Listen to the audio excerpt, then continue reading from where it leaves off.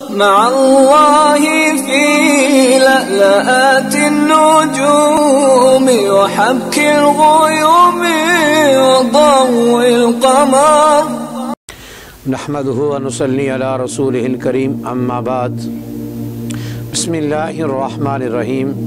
معزز خواتین و حضرات، السلام علیکم ورحمۃ اللہ وبرکاتہ۔ میں آپ کی خدمت میں حاضر ہوں پروگرام سنہری باتوں کے ساتھ، اور آج آپ کی مجلس میں ایک سائل کا سوال ہے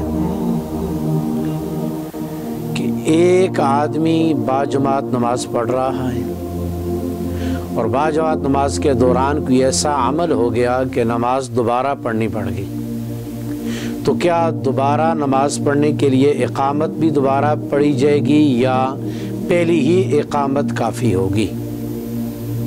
تو یاد رکھیے، اگر نماز ٹوٹنے کے بعد تاخیر سے جماعت دوبارہ کھڑی ہوئی ہے، درمیان میں دونوں جماعتوں کے فاصلہ آ گیا، تو پھر تو دوبارہ اقامت بھی کہی جائے گی اور دوبارہ نماز پڑھی جائے گی۔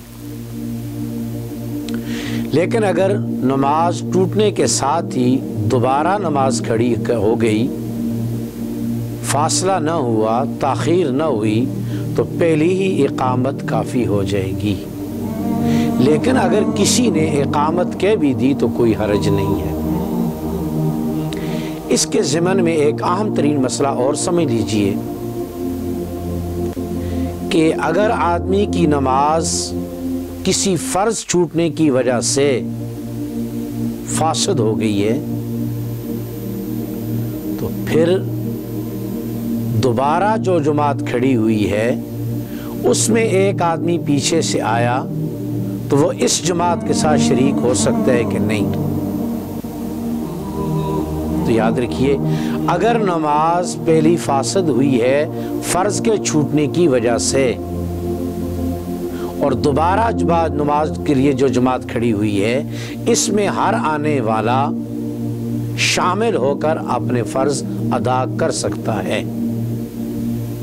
لیکن اگر نماز دوبارہ اس لیے پڑھی جا رہی ہے کہ پہلی نماز میں واجب رہ گیا تھا اور اس واجب کی تلافی سجدہ سہو سے بھی نہیں کی گئی، تو دوبارہ یہ نماز اس لیے پڑھی جا رہی ہے کہ پہلی نماز میں واجب رہ چکا ہے۔ اب ایسی نماز کہ جو واجب کے چھوٹنے کی وجہ سے دوبارہ پڑھی جا رہی ہے، اس میں نیا نمازی آ کر اس جماعت میں شریک نہیں ہو سکتا۔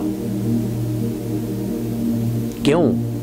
کہ فرض ادا ہو چکا ہے، فرض میں تکرار نہیں ہے۔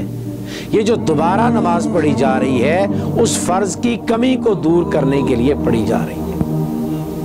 لہذا بعد میں آنے والا فرض پڑھ رہا ہے، اور یہ نماز جو پڑھی جا رہی ہے پہلے نمازیوں کی ساتھ یہ ان کا فرض نہیں ہے، پہلی نماز کی کوتاہی اور کمی کو پورا کرنے کے لیے ہے، تو لہذا فرض پڑھنے والا اس جماعت کے ساتھ شریک نہیں ہو سکتا۔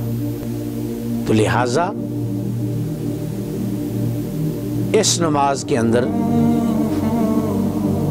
باہر سے آنے والا شریک نہ ہو، اس کی نفل ہو، اس کی فرض ہوں گے، اور جو پہلے سے نماز پڑھ رہے ہیں ان کی وہ نفل نماز ہے۔ اس مسئلے کو اسی طرح سمجھ لیجئے۔ اللہ رب العزت کی ذات ہمیں دین کو سیکھ کر اس پر عمل کرنے کی توفیق نصیب فرمائے۔ السلام علیکم ورحمۃ اللہ وبرکاتہ۔